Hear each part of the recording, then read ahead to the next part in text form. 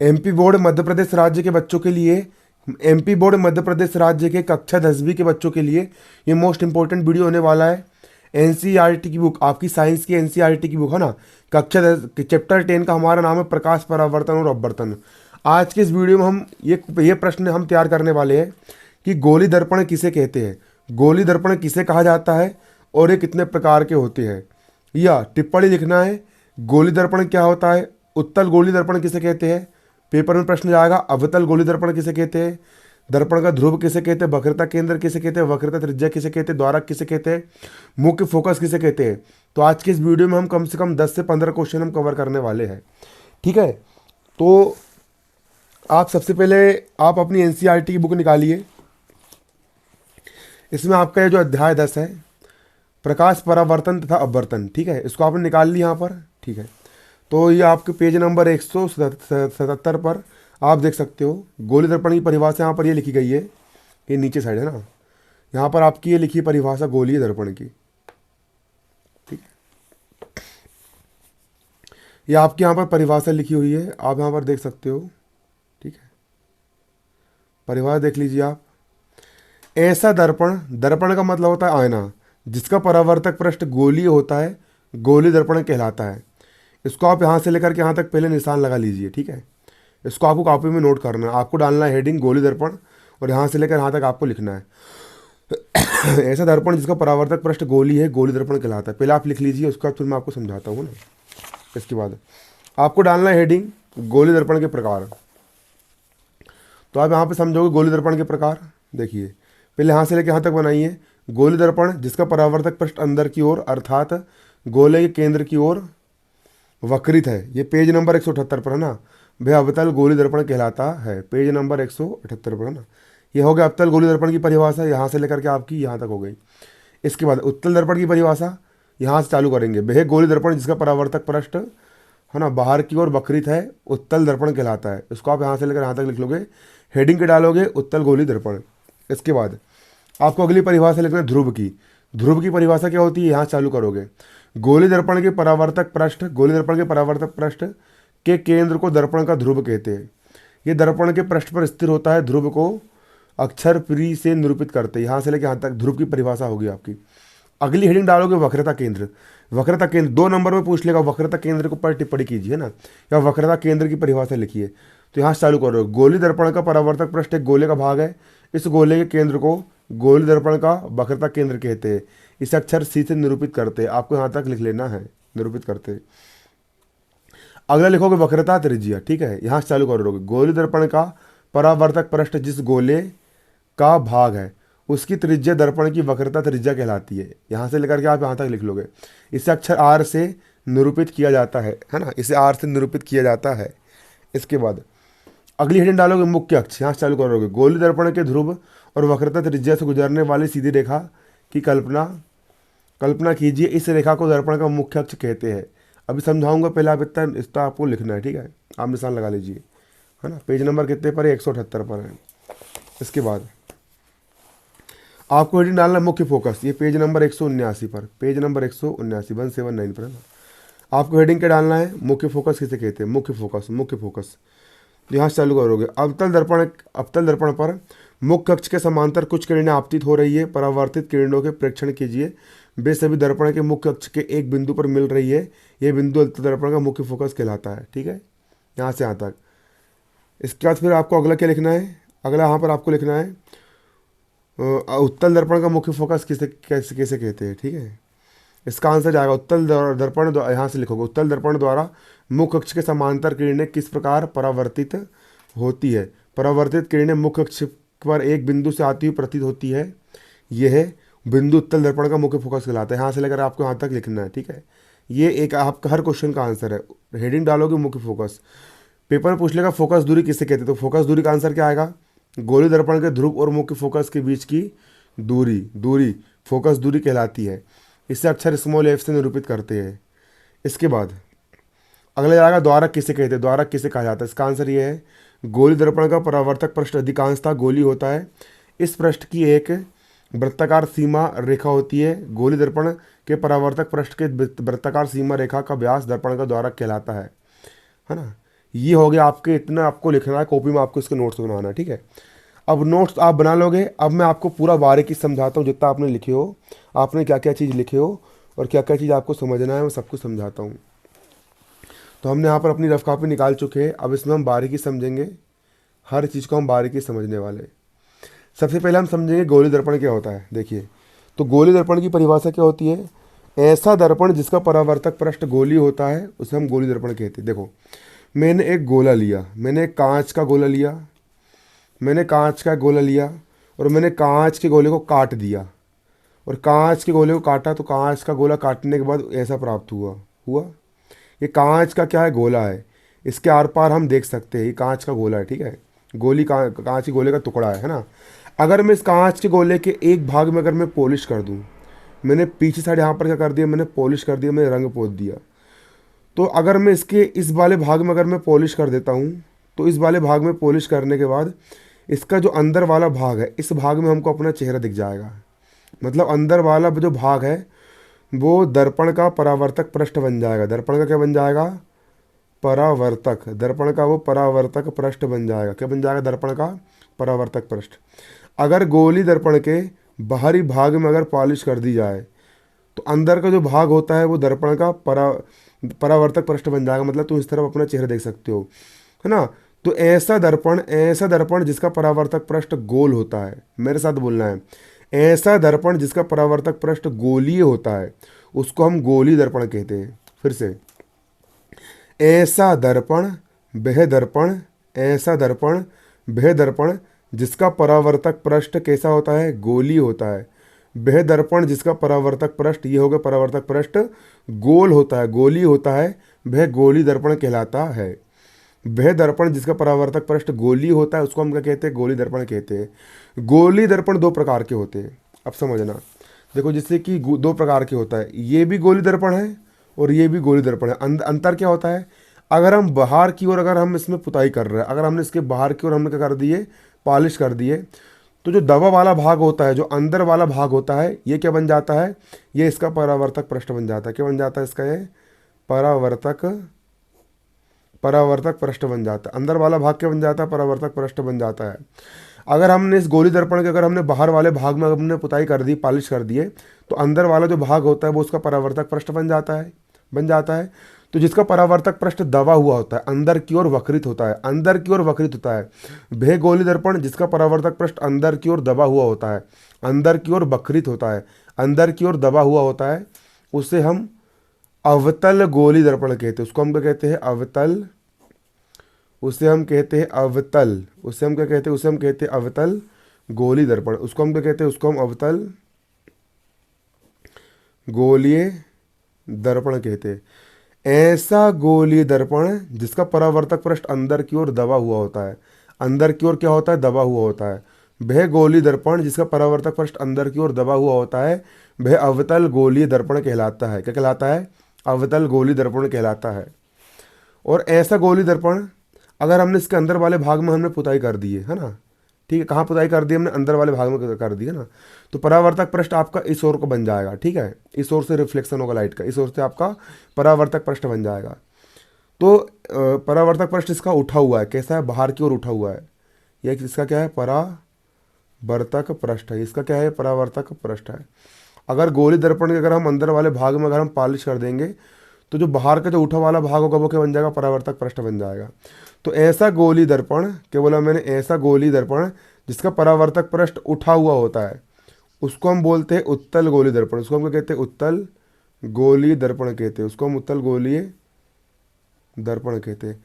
ऐसा गोली दर्पण जिसका परावर्तक पृष्ठ ऊपर की ओर उठा हुआ होता है। कहाँ उठा हुआ होता है? ऊपर की ओर उठा हुआ होता है, उसको हम उत्तल गोली दर्पण कहते हैं। ठीक है, क्लियर है? तो गोली दर्पण किसको बोलेंगे? तो ये हो गया आपका गोली दर्पण। इसका आंसर मैंने आपको बुक में निशान लगा चुका हूँ। अब आगे समझिए।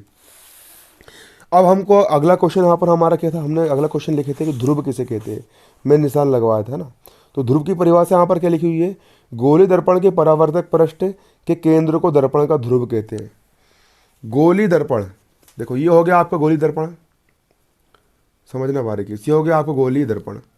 ये क्या हो गया? आपका गोली दर्पण हो गया, ठीक है। इसके बाहर वाले भाग में हमने पॉलिश कर दिया। ये हो गया आपका गोलीय दर्पण, ठीक है। गोली दर्पण, गोली दर्पण के परावर्तक पृष्ठ, ये है इसका परावर्तक पृष्ठ। गोली दर्पण के परावर्तक पृष्ठ, ये इसका क्या है, परावर्तक पृष्ठ है। गोली दर्पण के परावर्तक पृष्ठ, इसका जो बिल्कुल बीचम बीच का जो सेंटर पॉइंट होता है, इसका जो बिल्कुल केंद्र होता है, गोली दर्पण के परावर्तक पृष्ठ के केंद्र को मतलब बीचम बीच के बिंदु को, गोली दर्पण के, ये हो गया आपको गोली दर्पण का परावर्तक पृष्ठ के केंद्र को, इसको दर्पण का ध्रुव कहते हैं। इसको दर्पण का क्या कहते हैं, ध्रुव कहते हैं। इसे P से दर्शाते हैं। ये हो गया दर्पण का ध्रुव, इसको P से दर्शाया जाता है। मेरे साथ बोलिए, अब भी याद कर लो। देखो फिर से ध्रुव की परिभाषा, गोलीय दर्पण के, बोलो मेरे साथ, गोलीय दर्पण के, क्या बोला मैंने, गोलीय दर्पण के, गोलीय दर्पण के, अरे भैया किसके, गोलीय दर्पण के परावर्तक पृष्ठ के, गोली दर्पण के परावर्तक पृष्ठ के केंद्र को, गोली दर्पण के परावर्तक पृष्ठ के केंद्र को मतलब सेंटर्ड पॉइंट को, ये हो गया गोली दर्पण, उसका परावर्तक पृष्ठ हो गया, उसके केंद्र को दर्पण का हम ध्रुव कहते हैं। दर्पण का हम क्या कहते हैं, ध्रुव कहते हैं। क्या कहते हैं इसको, दर्पण का हम ध्रुव कहते हैं। अगर ध्रुव को क्या दर्शाते हैं, P से दर्शाया जाता है। अगला आपका वक्रता केंद्र किसे कहते हैं, किसे वक्रता केंद्र किसे कहा जाता है ना।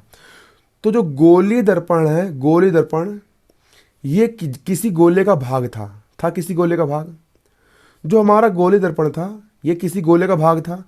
तो इस गोले का जो केंद्र होता है, उसी केंद्र को गोली दर्पण का वक्रता केंद्र कहते हैं। गोलीय दर्पण जिस गोले का भाग है, गोलीय दर्पण जिस गोले का भाग है, क्या बोला मैंने, गोलीय दर्पण जिस गोले का भाग है, उस गोले के केंद्र को गोली दर्पण का वक्रता केंद्र कहते हैं। इसे क्या कहते हैं, इसे हम वक्रता केंद्र कहते हैं। गोलीय दर्पण जिस गोले का भाग है, उस गोले के केंद्र को वक्रता केंद्र कहते हैं। इसे C से निरूपित करते हैं। वक्रता केंद्र को क्या दर्शाया जाता है, इस वक्रता केंद्र को C से दर्शाया जाता है। यह होगी आपकी वक्रता केंद्र की परिभाषा। फिर से वक्रता केंद्र की परिभाषा क्या होती है, गोली दर्पण का परावर्तक पृष्ठ जिस गोले का भाग है, उस गोले के केंद्र को दर्पण का वक्रता केंद्र कहते हैं। इसे C से निरूपित किया जाता है। इसे काय से निरूपित करते हैं, C से निरूपित किया जाता है। इसके बाद अगली है आपकी वक्रता त्रिज्या किसे कहते हैं। देखो वक्रता त्रिज्या किसे कहते हैं ना, तो वक्रता त्रिज्या की परिभाषा, अगली परिभाषा में बोल रहा हूँ वक्रता त्रिज्या की ना, बारीकी सुनना, ठीक है। अपने सामने बुक खोल करके बैठो, ठीक है। वक्रता त्रिज्या की परिभाषा, गोलीय दर्पण का परावर्तक पृष्ठ जिस गोले का भाग है, फिर से मेरे साथ बोलो, गोलीय दर्पण का, क्या बोला मैंने, गोलीय दर्पण का परावर्तक पृष्ठ जिस गोले का भाग है, उस गोले की त्रिज्या को, त्रिज्या किसको बोलेंगे, केंद्र और परिधि तक की दूरी को हम बोलते त्रिज्या। गोली दर्पण का परावर्तक पृष्ठ, गोलीय दर्पण का परावर्तक पृष्ठ जिस गोले का भाग है, उस गोले की त्रिज्या को हम वक्रता त्रिज्या कहते हैं। केंद्र और परिधि तक की दूरी त्रिज्या कहलाती है, वक्रता त्रिज्या कहते हैं। और वक्रता त्रिज्या को हम R से दर्शाते हैं। ये जो रेखा है ये कहलाएगी आपकी वक्रता त्रिज्या। वक्रता त्रिज्या की एक परिभाषा और होती है, वक्रता केंद्र और ध्रुव, वक्रता केंद्र C और ध्रुव P के बीच की दूरी, वक्रता केंद्र C और ध्रुव P, वक्रता केंद्र C और ध्रुव P, अरे भैया अरे दद्दा, वक्रता केंद्र C और ध्रुव P, वक्रता केंद्र C और ध्रुव P के बीच की दूरी, वक्रता केंद्र C और ध्रुव P, वक्रता केंद्र C और ध्रुव P के बीच की दूरी वक्रता त्रिज्या कहलाती है। इसे कैपिटल R से दर्शाया जाता है। इसे क्या दर्शाया जाता है, कैपिटल R से दर्शाया जाता है, ठीक है। अब अगली परिभाषा आपकी मुख्य अक्ष किसे कहा जाता है। अगली परिभाषा आपकी क्या है, मुख्य अक्ष किसे कहा जाता है ना। मुख्य अक्ष किसे कहा जाता है, क्या बोला मैंने, मुख्य अक्ष किसे कहा जाता है, मुख्य अक्ष किसे कहा जाता है। तो गोली दर्पण का ये हो गया ध्रुव P, ये होगा इसका वक्रता केंद्र C और ये होगी वक्रता त्रिज्या ना। तो गोली दर्पण के वक्रता त्रिज्या से गुजरने वाली सीधी सरल रेखा, गोली दर्पण की जो वक्रता त्रिज्या है, वक्रता त्रिज्या से गुजरने वाली सीधी सरल रेखा, गोलीय दर्पण के वक्रता त्रिज्या से गुजरने वाली सीधी सरल रेखा दर्पण का मुख्य अक्ष कहलाती है। क्या कहलाती है? दर्पण का मुख्य अक्ष कहलाती है। दर्पण का मुख्य अक्ष कहलाती है। गोलीय दर्पण के वक्रता त्रिज्या से, गोलीय दर्पण के वक्रता त्रिज्या से गुजरने वाली सीधी सरल रेखा दर्पण का मुख्य अक्ष कहलाती है। दर्पण का क्या कहलाती है? मुख्य अक्ष कहलाती है। दर्पण का मुख्य अक्ष कहलाती है। ठीक है, दर्पण का मुख्य अक्ष कहलाती है। अब और मुख्य अक्ष को हम क्या दर्शाते हैं? मुख्य अक्ष कहलाती है, बस इतना बस आपको याद कर लेना। ठीक है, मुख्य अक्ष कहलाती है। परिभाषा फिर से रिपीट करो मेरे साथ। गोली दर्पण के वक्रता त्रिज्या से, गोली दर्पण के वक्रता त्रिज्या से गुजरने वाली सीधी सरल रेखा गोली दर्पण का मुख्य अक्ष कहलाती है। गोली दर्पण का मुख्य अक्ष कहलाती है। इसके बाद अगली परिभाषा देखिए ना, मुख्य फोकस किसे कहते हैं? अब मुख्य फोकस किसे कहते हैं वो समझ लो। मुख्य फोकस, मुख्य फोकस, मुख्य फोकस किसे कहा जाता है या फोकस बिंदु किसे कहा जाता है? ये हो गया दर्पण का मुख्य अक्ष, ये हो गया दर्पण का मुख्य अक्ष, है ना, हो गया मुख्य अक्ष। ये दर्पण का क्या है? मुख्य अक्ष है मुख्य अक्ष, है मुख्य अक्ष, है ना। मैं बता रहा हूँ मुख्य फोकस किसे कहते हैं ना। तो किसी गोलीय दर्पण के मुख्य अक्ष के समांतर आने वाली प्रकाश की किरण, समांतर का मतलब होता है ये मुख्य अक्ष की बिल्कुल सीध में आने वाली, ये दोनों बिल्कुल एक दूसरे के समांतर रहेगी, मतलब कभी भी एक दूसरे को क्रॉस नहीं करेगी, इसकी सीधी से बिल्कुल ये सी रहेगी, इसको हम बोलेंगे समांतर, है ना। गोलीय दर्पण के मुख्य अक्ष के समांतर आने वाली किरण, गोलीय दर्पण के मुख्य अक्ष के, गोलीय दर्पण के मुख्य अक्ष के समांतर आपतित किरण, आने वाली किरण को हम बोलते आपतित किरण, आने वाली किरण को हम बोलते आपतित किरण, है ना, आपतित किरण। परावर्तन के पश्चात, परावर्तन का मतलब होता है वो यहाँ से टकराई और टकराने के बाद फिर वापस इधर लौट गई, तो जो किरण आती है उसको हम कहते हैं आपतित किरण, आने वाली किरण को हम कहते हैं आपतित किरण, और जिस बिंदु पर टकरा करके जब वापस लौटती है तो इस घटना को हम परावर्तन कहते हैं। और जाने वाली जो किरण होती है, आने वाली किरण को हम आपतित किरण कहते हैं और जाने वाली किरण को हम कहते हैं परावर्तित किरण, जाने वाली किरण को हम कहते हैं परावर्तित किरण। तो मेरे साथ फिर से दोहराओ, गोलीय दर्पण के मुख्य अक्ष के समांतर आपतित किरण परावर्तन के पश्चात, समांतर आपतित किरण परावर्तन के पश्चात, गोलीय दर्पण के मुख्य अक्ष के समांतर आपतित किरण परावर्तन के पश्चात मुख्य अक्ष के जिस बिंदु से होकर के गुजरती है, जिस बिंदु से होकर के गुजरती है, इस बिंदु को, उस बिंदु को, उस बिंदु को गोलीय दर्पण का मुख्य फोकस कहते हैं और उसको कैपिटल एफ से दर्शाते हैं।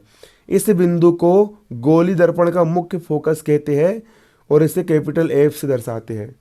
गोलीय दर्पण के मुख्य अक्ष के समांतर आपतित किरण परावर्तन के पश्चात मुख्य अक्ष के जिस बिंदु से होकर गुजरती है, इस बिंदु को गोलीय दर्पण का मुख्य फोकस कहते हैं और इसे कैपिटल एफ से दर्शाते हैं। ठीक है, अब फोकस दूरी किसे कहते हैं? फोकस दूरी किसे कहते हैं? अगला क्वेश्चन आ जाएगा आपको पेपर में, फोकस दूरी किसे कहते हैं समझाइए। आपको पेपर में क्वेश्चन क्या आएगा? फोकस दूरी किसे कहते हैं समझाइए। आपको बोल देगा भैया फोकस दूरी किसे कहा जाता है समझाइए, फोकस दूरी किसे कहते हैं समझाइए। ठीक है, तो फोकस दूरी की परिभाषा, गोलीय दर्पण के मुख्य फोकस, गोलीय दर्पण के मुख्य फोकस एफ और ध्रुव पी, गोलीय दर्पण के मुख्य फोकस एफ और ध्रुव पी, गोलीय दर्पण के मुख्य फोकस एफ और ध्रुव पी, दोनों के बीच की जो दूरी होती है इसी दूरी को हम फोकस दूरी कहते हैं।